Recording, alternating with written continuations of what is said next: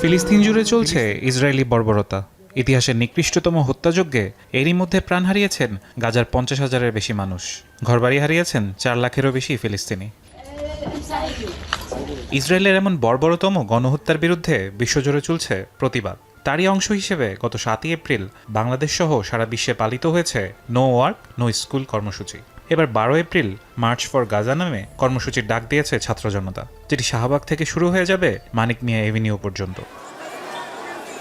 এরই মধ্যে প্রতিবাদ কর্মসূচিটির সঙ্গে একাত্মতা জানিয়েছেন বাংলাদেশের তারকা ক্রিকেটাররা। সামাজিক যোগাযোগ মাধ্যমে ভিডিও বার্তায় জানিয়েছেন জনতার সঙ্গে কাঁধ মিলিয়ে প্রতিবাদের মিছিলে শামিল হবেন তারাও। সঙ্গে আহ্বান জানিয়েছেন সর্বস্তরের মানুষের অংশগ্রহণের। আগামী 12 এপ্রিল শনিবার বিকেল 3টায় শাহবাগ থেকে মানিক মিয়া অ্যাভিনিউ অভিমুখে মার্চ ফর গাজা শিরোনামে একটি কর্মসূচি আয়োজিত হতে যাচ্ছে। আসুন আমরা সবাই মিলে সর্বস্তরের মানুষ এই বিক্ষোভ মিছিলে অংশগ্রহণ করি। ফিলিস্তিনের গাজায় গণহত্যার বিরুদ্ধে আগামী 12 তারিখ যে বিক্ষোভ কর্মসূচি হবে, আমি তার সাথে সহমত করছি।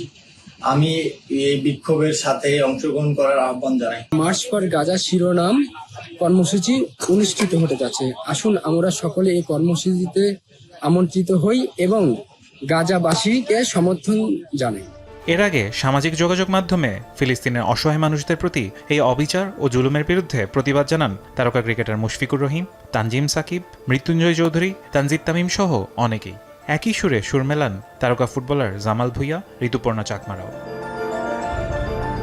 ফারহান ইহসান, এখন।